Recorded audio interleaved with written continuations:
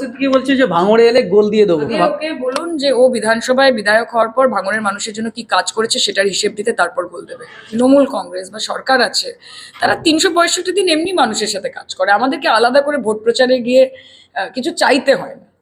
তবে হ্যাঁ, আমি প্রচারে নেমেছি, আমি মানুষের মধ্যে যেতে ভালোবাসি, don't want to waste time. এই লড়াইটা নরেন্দ্র মোদীর বিরুদ্ধে, তারা জানে যে এই লড়াইটা বিজেপির বিরুদ্ধে, এবং বিজেপির বিরুদ্ধে যদি কেউ লড়াই করে তার নাম নওশাদ সিদ্দিকী নয়, তার নাম সেলিম বাবু নয়, তার নাম অধীর বাবু নয়, তার নাম মমতা বন্দ্যোপাধ্যায়।